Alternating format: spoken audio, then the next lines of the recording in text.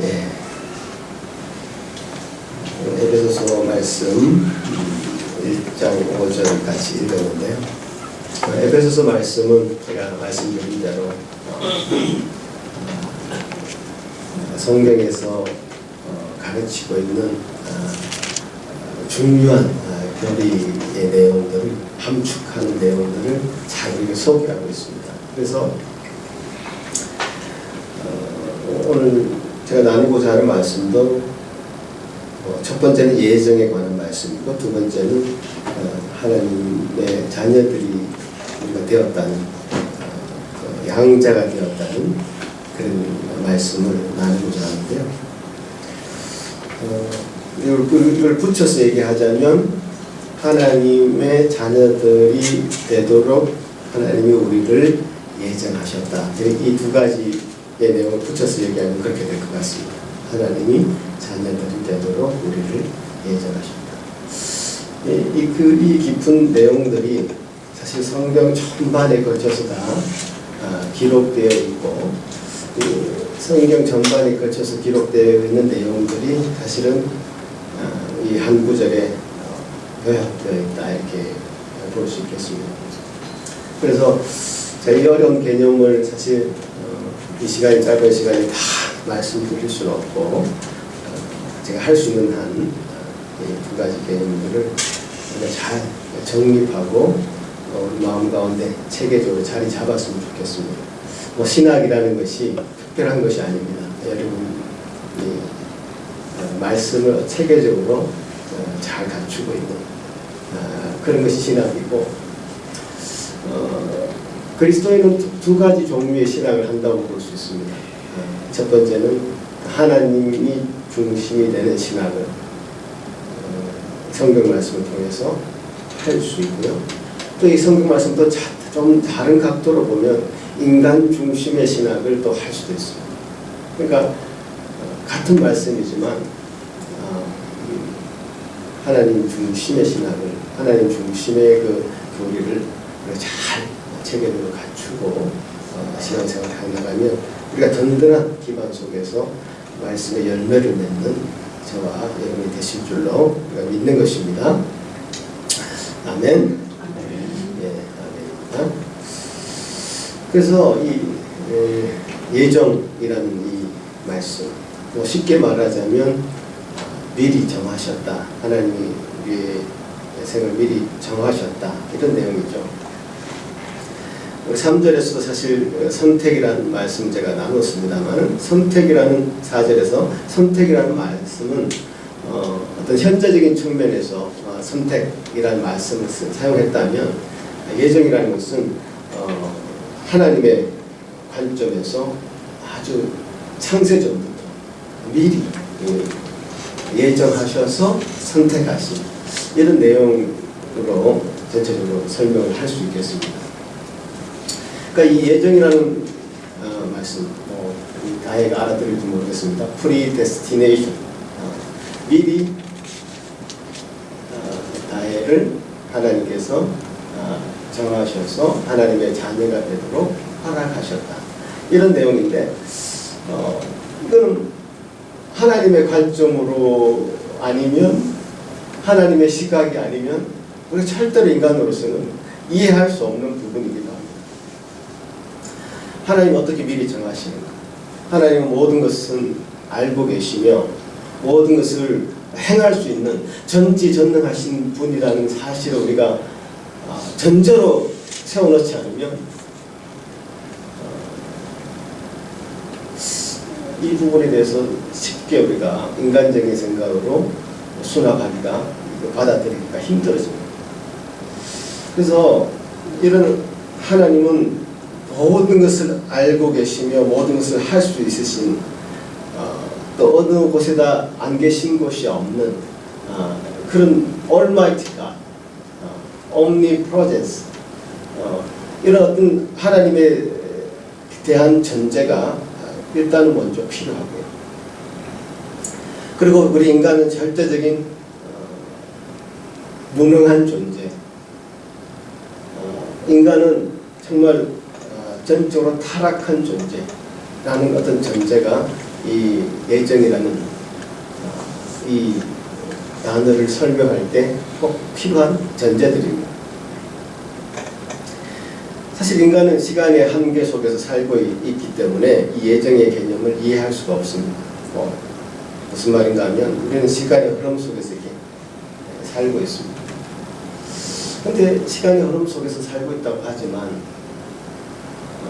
시간은 흘러가는 것이 아니라 어쩌면 정해진 일련의 사건들이 다가오고 있다라고 말하는 것이 더 맞을 수 있습니다. 인간에게는 사실 현재라는 것은 없어요.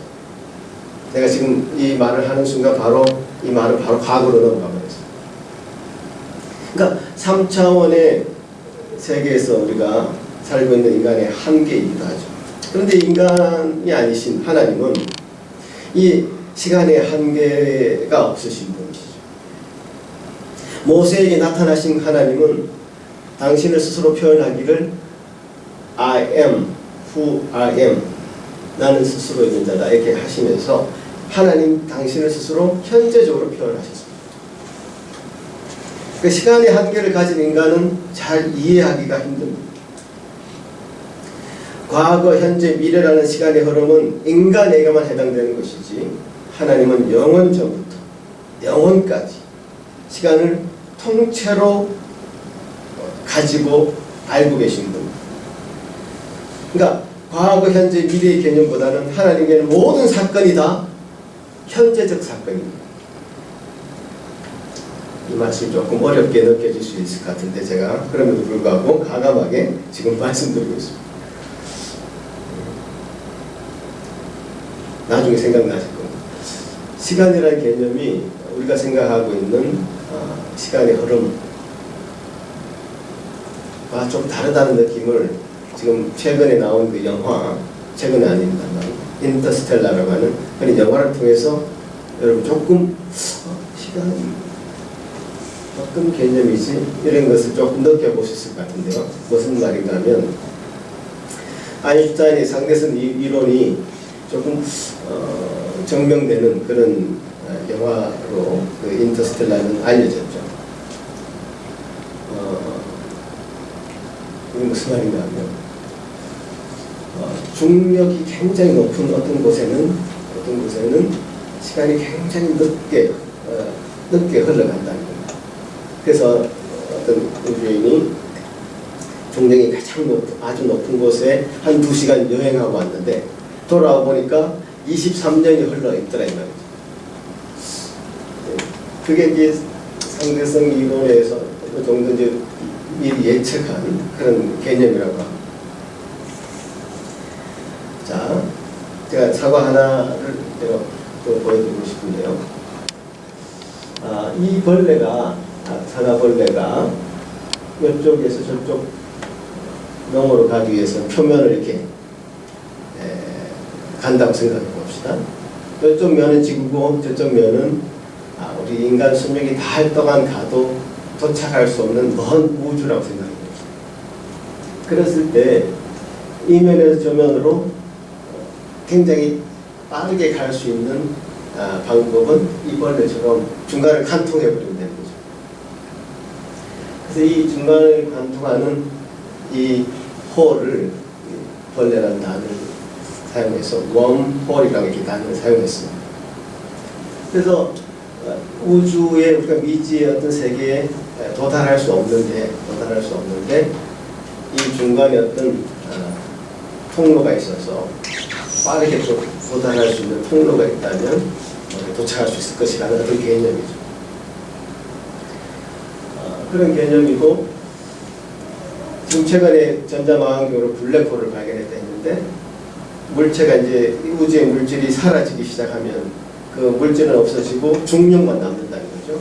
중력만 남으면 그 중력은 아주 강한 중력은 모든 것을 빨아들이기는 빛까지도 빨아당기는 그런 것이어서 아주 까맣게 보인다는 거죠.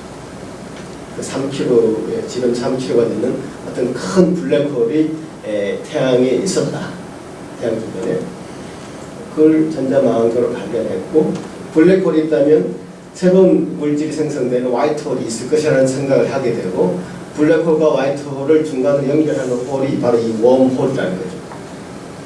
그런 복잡한 개념 기억 안 하셔도 좋지만, 어떤 시간적인 개념을 얘기할 때 우리 지금 가지고 있는 우리의 시간의 개념을 뛰어넘는 어떤 4차원적인 시간의 개념이 어떤 물리학적으로도 어느 정도는 보여지고 있다는 사실을 증명했다는 것이죠. 그래서 어떤 시간의 개념을 가지고 이 예정이라는 것을 접근할 때 우리는 시간이 흐르는 것이다 라고 생각해서, 지금 마치 타임머신을 타고 과거와 미래를 왔다 갔다 하는 이런 느낌의 이야기가 개념이 쉽게 다가오지는 않습니다만은, 시간은 흐르는 것이 아니라 하나의 통찰의 개념을 가지고 생각해야 되고, 하나님 앞에서는 하나님이 보시는 그 시간은, 창조의 시간과 종말의 시간은 둘 다 현재적인 시간입니다. 과거와 미래가 하나님의 관점에서 보면 다 현재적이란 말이에요. 시간은 흐른다고 생각하는 인간이 가지고 있는 어떤 생각이고 관념이고, 하나님 쪽에서는 창조도 현재요 종말도 현재인 것이죠. 하나님 안에서는 모든 시간의 역사는 이미 끝난 상태입니다. 그 창조, 타락, 구속, 완성을 한 스펙트럼으로 들여다볼 수 있는 분이 바로 하나님이시고, 하나님의 시간 개념이라는 것이죠. 이런 시간 개념을 가지고 계시는 하나님과, 우리가 이 현상에 살고 있는, 현재 이 땅에 발을 딛고 살고 있는 우리 인간의 어떤 시간의 한계를 가지고 있는 인간의 생각하고는 이게 그게 잘 이해가 되지 않죠. 어떻게 보면 차원을 넘어서는, 디멘전이 넘어서는 그런 이해를 우리가 어떻게 하겠냐. 어떤 사람은 그래서 이 예정이라는 개념을 결정론적으로 이해할 수 있습니다. 예를 들면 예정하셨다고? 하나님이 우리를 예정하셨다면, 어떤 사람은 믿기로 예정하고 어떤 사람은 믿지 않기로 결정했기 때문에 어떤 노력을 해도 믿지 않는 사람은 믿지 않을 것이고, 또 그 반대로 믿게 될 사람은 다 믿게 되기 때문에 복음을 전하는 노력을 하지 않아도 된다. 이렇게 극단적으로 결정론적으로 이해하는 사람도 있습니다.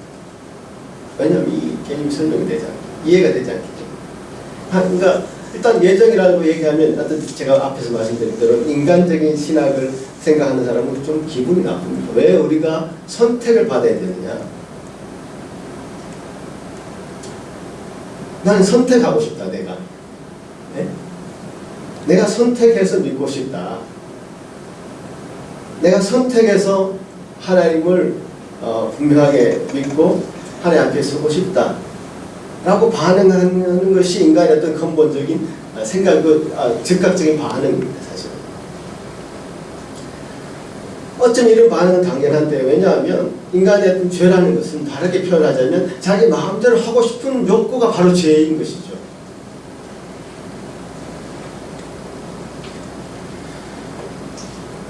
성경적인 근거를 아무리 갖다 대고 논리적인 설명을 하려고 해도 참기 싫은 것이죠.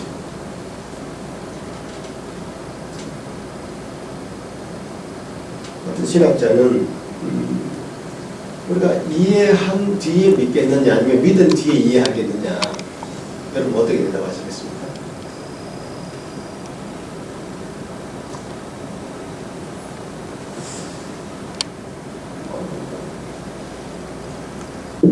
이해를 다 한 다음에 믿고 싶으나, 방금 말씀드린 대로 차원이다. 하루살이가 내일을 생각할 수 있겠습니다. 메뚜기가 내년, 작년을 생각할 수 있겠냐? 다 한철인데요. 우리 인간의 어떤 시간의 한계 속에 갇혀있는 인간이 생각할 수 있는 영역은 이까지라면, 하나님 초월해 있습니다. 초월적인 하나님을 우리 인간의 틀 속에, 개념 속에 집어넣으려고 하는 시도를 우리 인간들이 하고 있단 말이죠. 눈이 멀어 있는 사람에게 지도를 주면 그 눈 먼 사람은 그걸 어떻게 사용하겠습니까? 펼쳐서 읽고 찾아가겠습니까? 아니죠. 둘둘 말아서 지팡이를 쓰고 다닐 수 있겠죠. 그러니까 믿음을 가지게 되면 이해할 수 있게 되는 것이 성경적인 원리고 방법이죠. 믿음의 눈을 뜨고 나면 성경이 보이기 시작하는 것입니다. 성경이 사용하고 있는 이 예정이라는 단어는 이미 모든 것이 결정되었기에 우리 인간을 마치 로봇처럼 취급하는 것으로 사용하지 않습니다. 만약에 하나님이 우리 인간을 로봇처럼 자기의 말을 잘 듣는 그런 인류로 만드셨다면 모든 인류가 다 그리스도인이 되어야 마땅할 것입니다.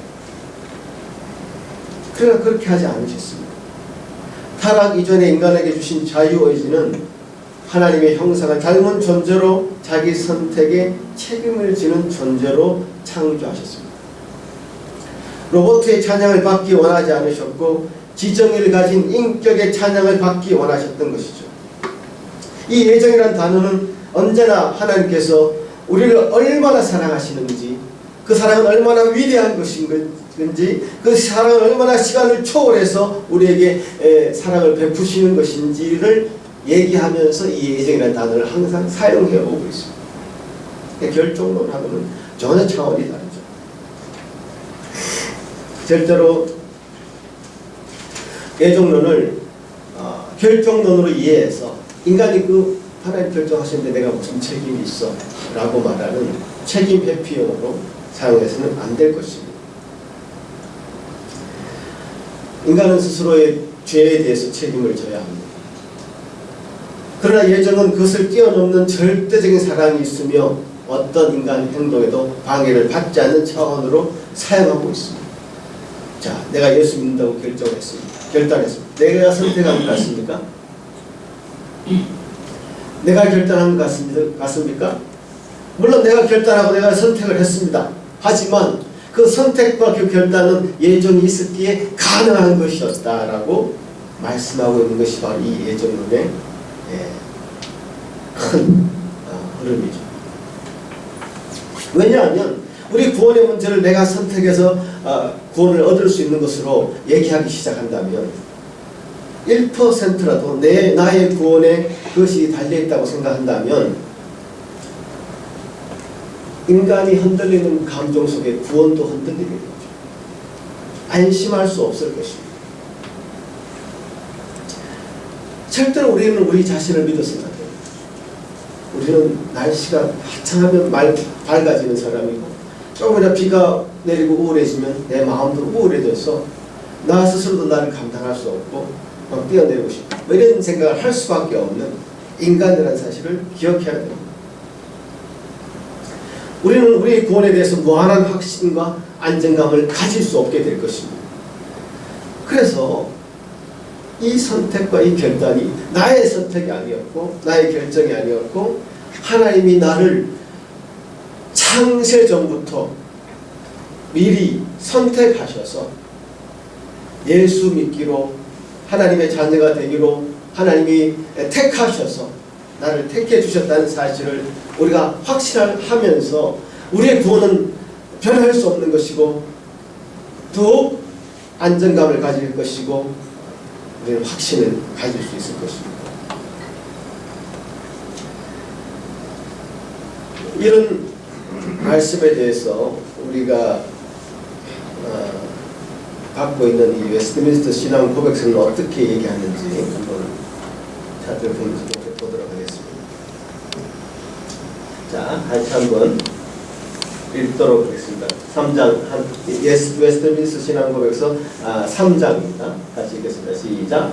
하나님의 영원하신 작조에 하나님은 영원으로부터 그 자신의 뜻을 잠시 없고 지극히 거룩하신 계획에 따라 장차 되어질 모든 자유롭고 변함없이 미리 작정하셨다.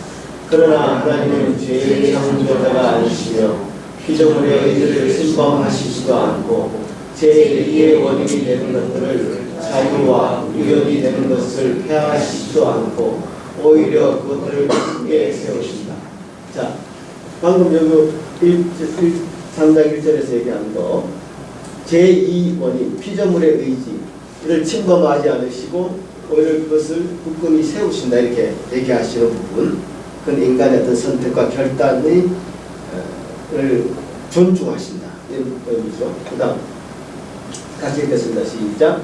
생명의 구원이 예정된 사람들은 하나님이 창세 전에 그의 영원하고 변함없는 목적과 비밀의 계획과 하나님의 선하시고 기뻐하신 뜻을 따라 영원한 영광에 이르도록 그리스도 안에서 선택하셨다.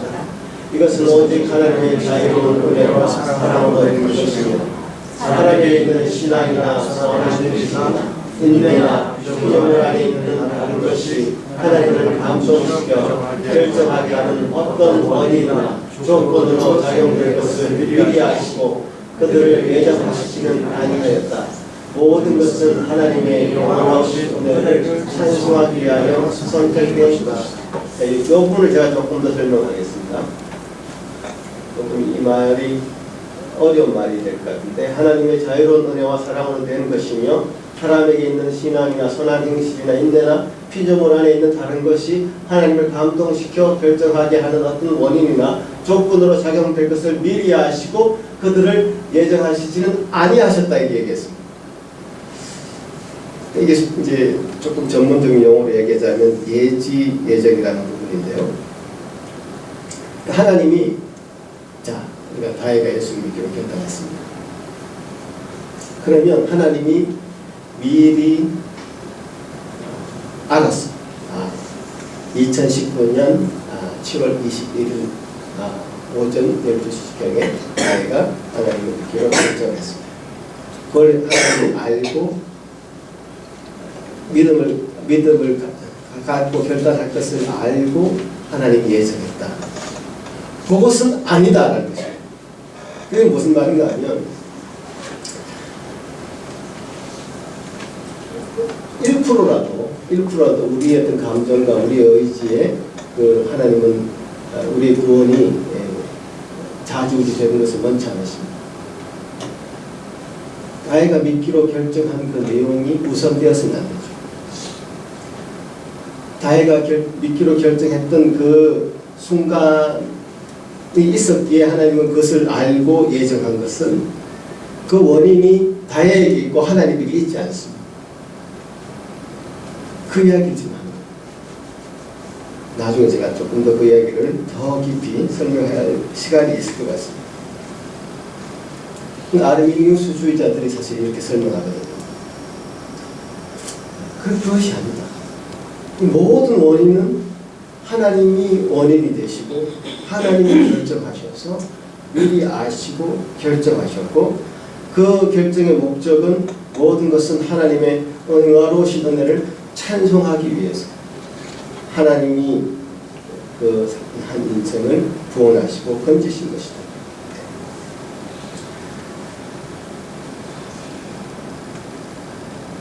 까지만 제가 말씀드리겠습니다.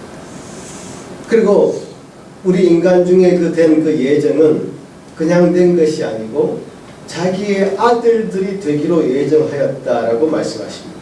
그 양자로 받아주셨다는 것이죠. 이 말씀은 로마서 말씀 제가 인용을 좀 하겠는데 로마서 8장 말씀 같이 한번 볼까요? 로마서 8장 14절부터 같이 한번 읽어보겠습니다. 시작. 무릇 하나님의 영으로 이 땅을 받는 사람은 곧 하나님의 아들이다. 너희는 다시 무수한 종의 영을 갖지 아니하고 양자의 영을 받았으므로 우리가 아빠 아버지라고 부르짖느니라.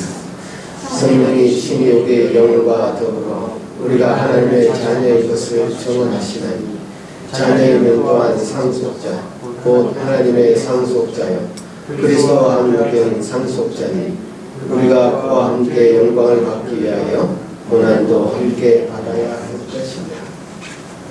성경은 그 하나님의 자녀가 되는 것을 그 양자 삼는 것으로 표현하고 있습니다. 양자 삼는 것. 법적인 효력이 있는 그것을 바로 양자 삼는 거죠. 그러니까 자녀가 되는데 피가 섞이지 않았어요. 그렇지만 그 사람을 나의 자녀로 삼는 것을 바로 어답스, 양자 삼는 것이다. 이렇게 얘기하죠. 그걸 가장 잘 볼 수 있는 것이 바로 영화 배너죠. 배너에 보면 그 배너가 노예선에서 노 젓는 일을 하다가 그 전단의 선단의 그 사령관을 구하게 되죠. 그 사령관은 자기가 전쟁에서 진주를 알고 자살한 거예요. 근데 그 자살하는 것도 막고 그 사람을 구하죠. 그러니까 알고 보니까 나중에 보니까 이 전쟁에서 크게 승리한 것입니다. 그래서 베너가 너무 고마워서 자기가 끼고 있는 반지를 베너에게 끼워주죠. 자기 양자로 삼은 것입니다. 혈통적으로 그 사령관과 피가 섞이지 않았지만 베너는 그 사령관의 아들로서 모든 권리를 다 행사하게 된 겁니다. 그러니까 양자가 되었다는 것은, 하나님의 아들이 되었다는 것은 하나님이 가지신 그 권리를 다 사용할 수 있게 큰 은혜를 부여받은 것입니다. 하나님의 아들이 되었다는 것은 천지 만물을 창조하신 창조주의 아들이 되었다는 것이죠. 더 이상 두려워할 것이 없는 영광스러운 자리로 저희들을 불러주신 겁니다. 요한에서 3장에 보면, 요한에서 3장 그 말씀이 있죠? 다시 한번 보겠습니다. 시작. 보라, 아버지께서 어떠한 사랑을 우리에게 주셨사 하나님의 자녀라 이름을 갖게 하셨습니다. 우리가 그러므로 세상이 우리를 알지 못하는 그를 알지 못하니 주를 향하여 이 소망을 가진 자마다 그의 깨끗하심과 같이 자기를 깨끗하게 하는. 그러니까 하나님 앞에 하나님의 자녀가 되었다는 것, 이 영광은 정말 우리가 요한 사도의 고백대로 얼마나 큰 은혜입니까? 얼마나 큰 사랑입니까? 그 사랑과 그 은혜가 우리가 말로 다 표현할 수 없습니다. 어떤 말로 표현하겠습니까? 이 천지 만물을 창조하신 그 창조주 하나님이 우리 아버지가 되셨다.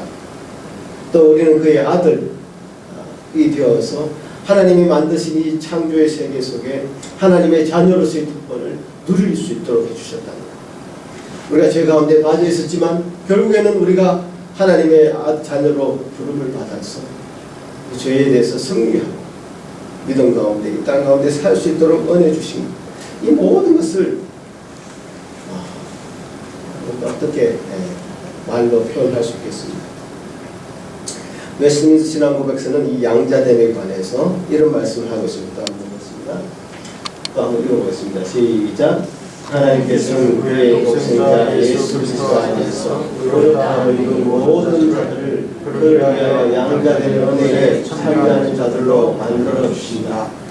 즉, 이 양자됨에 의해 그들은 하나님의 자녀들의 수에 들어가고 그 자유와 특권을 누리며 하나님의 이름을 그들 위에 붙이며 양자의 영을 받고 남의 은혜의 보좌에 나아가며 아바 아버지라 부르시게 되고 불쌍히 여김을 받으며 보호함을 입으며 필요한 것을 공급하며 아버지로서 내리시는 지혜를 받으나 결코 버릴 것을 당하지 않고 후속의 날까지 인침을 받으며 또 영원한 구원의 후사로서 모든 약속을 물려받는다.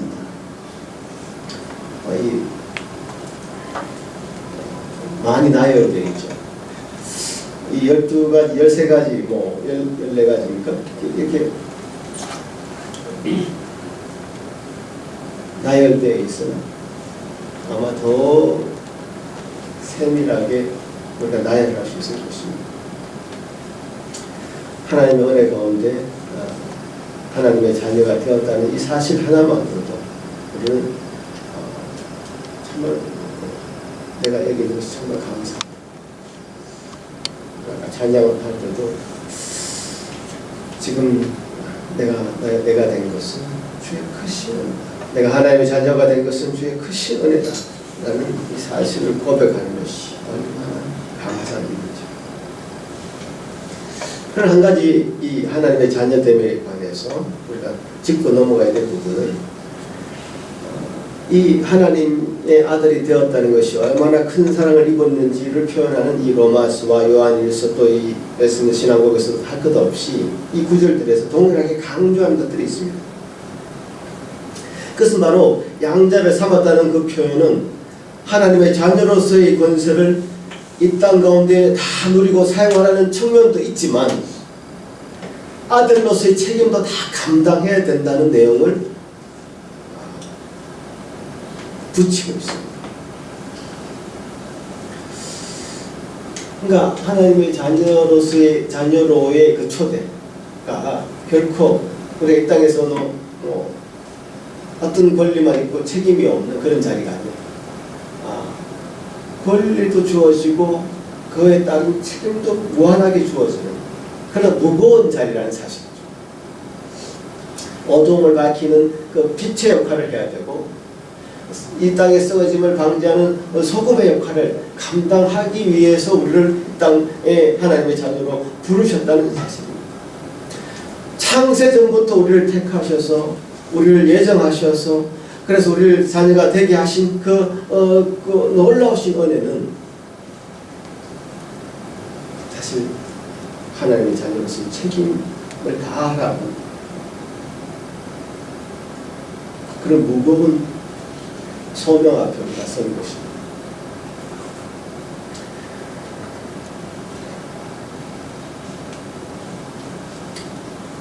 참 이 무거운 소명은 첫째로 우리 자신을 깨끗하게 하는 깨끗함, 우리 자신이 주님 앞에 사람 부끄러움이 없는 그런 자로 세야 될 것입니다.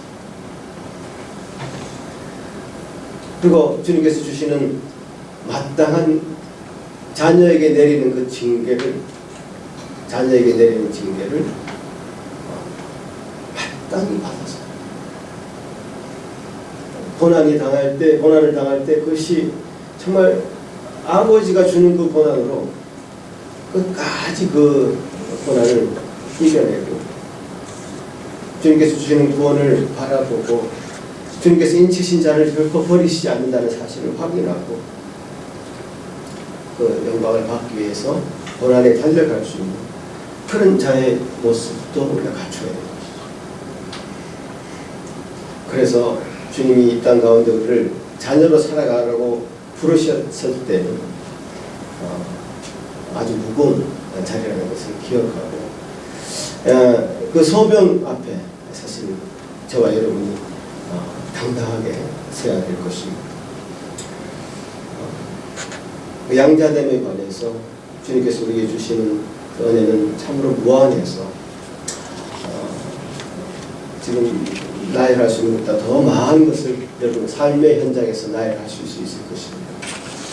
그리고 그 삶의 현장에서 주님의 자녀들의 놀라운 권세를 누림과 동시에 무거운 책임을 다해서 이 땅에 참 하나님의 자녀들의 모습이 이 세상이 감당할 수 없는 믿음의 사람들이다 라고 하는 칭찬을 다 여러분 받고 누리시는 저와 여러분 되시기를 간절히 소원합니다. 기도하겠습니다. 고마우신 주님 감사합니다. 주님 우리에게 베푸신 그 놀라우신 은혜가 참 우리 말씀에 근거하여 볼 때 창세전부터 우리를 택하셔서 우리를 부르시는